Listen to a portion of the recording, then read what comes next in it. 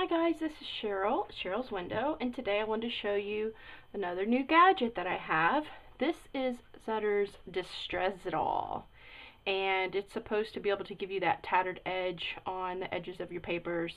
So I'm going to play with it today and see what I can create. I wanted to create a small mini journal. I keep seeing all these ideas and having all these ideas in my head of things that I want to do, and I don't have a journal to write all that down of some of the creations that I want to create.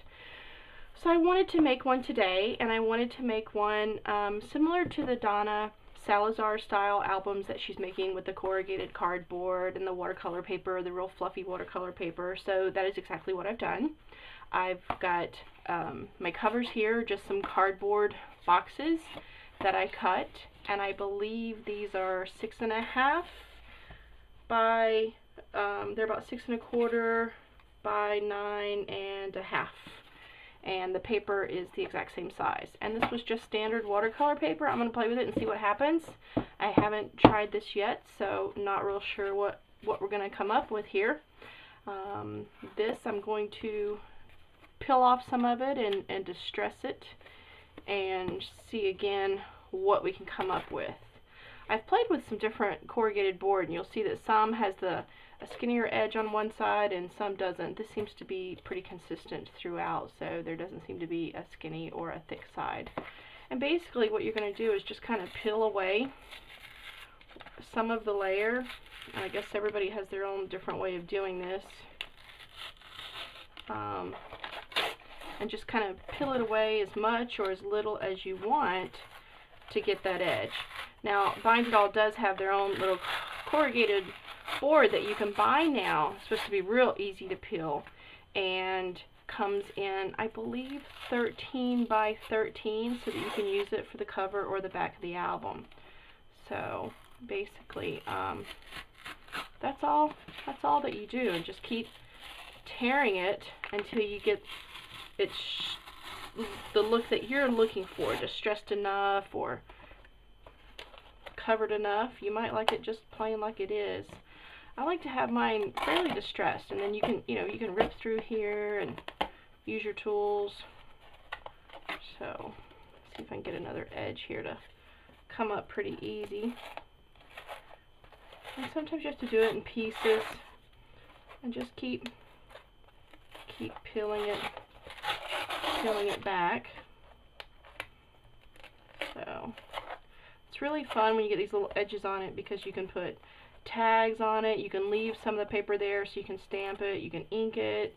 I don't know, I do not think that it's probably acid free or pH balanced, or not sure if it's necessarily perfect and safe for your pictures.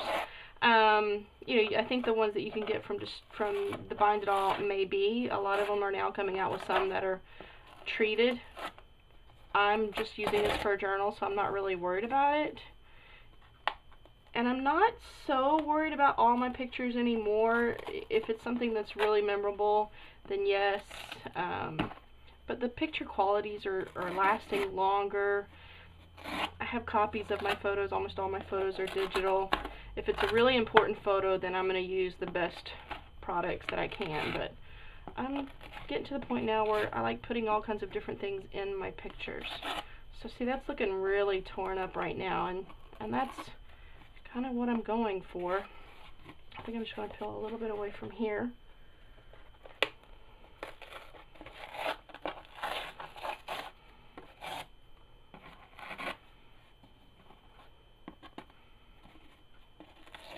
See what we can do. That's kind of okay. That looks like that's going to give me a good little area there to stamp and paint and play on. So this one here I'll do later. But basically, this is going to be a little loud, so just bear with me. And we'll play with this together. I may totally mess this up because I haven't played with it a lot. This is brand new, but we'll see. And it's supposed to be handheld, so you can hold it in your hand, too, when you're working. Hear that? It's got a little blade in there that goes this way here towards me. So if you go with the blade, you're going to get a softer little tattered edge. If you go against the blade as it's turning, then you're going to get a much more tattered edge. So basically,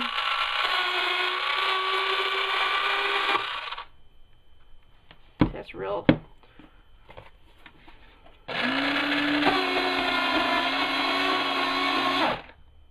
That gives you a little bit of a torn up edge. Now if we go the other way,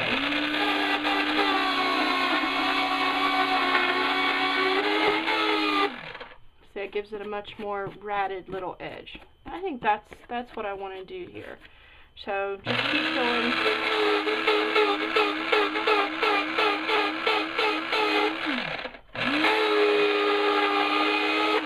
Sounds like I'm sawing, doesn't it?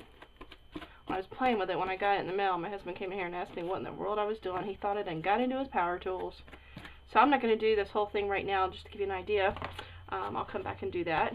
And then the watercolor papers, you can put a couple pieces of paper in here at a time.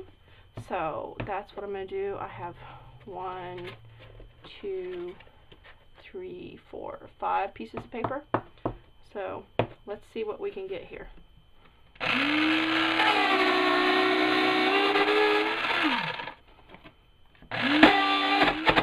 See, it's got a good little kick there too.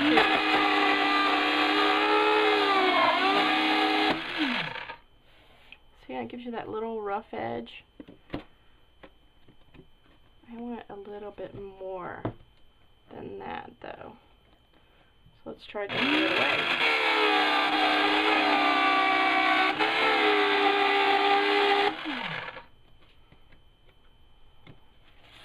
See, and that's one piece. See what that now looks like on that one piece there? So that's coming together. I'm not doing that top piece very well right now.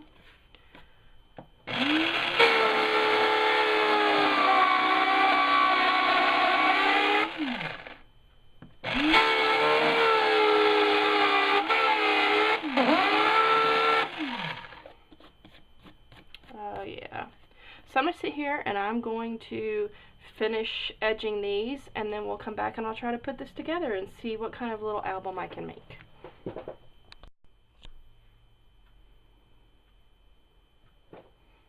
Okay, so I'm back again. I've got, these are the last 2 pages that I have done.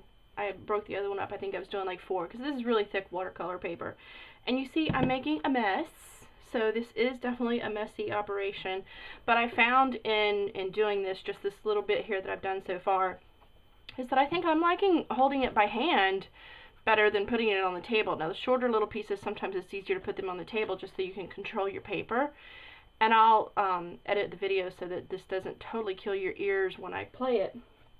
But I like the control that I'm getting by holding this in my hand, because I can rotate it back and forth to make sure that I get all the edges of the paper if you're doing a couple edges. And then if you bounce it a little bit, you can get these little deep grooves and little wobbly things in there.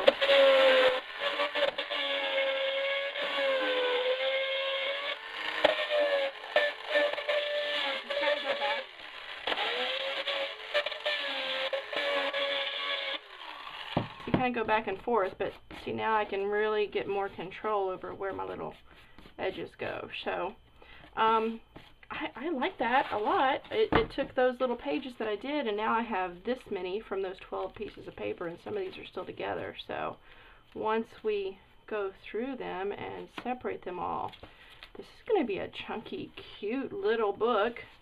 And I did the front, and I'm going to put something, and I'll do the back. And then and I'll come back and we'll see if we can, I'll start working on it and see what we can do. So, and this, oh, there is a tray back here that you need to empty every once in a while. I would probably unplug it just for safety's sake before sticking your fingers in there, even though that's not what I just did. But there's a little flap in there, and throw away your garbage. But it did spit some out as I was distressing. So there is my pile of paper. I'm sure those of you who like to make your own paper could probably figure out how to take this and put it together and mix it with some stuff and make your own paper again out of all these little paper fibers. Let me know what you can come up with, and I'll be back.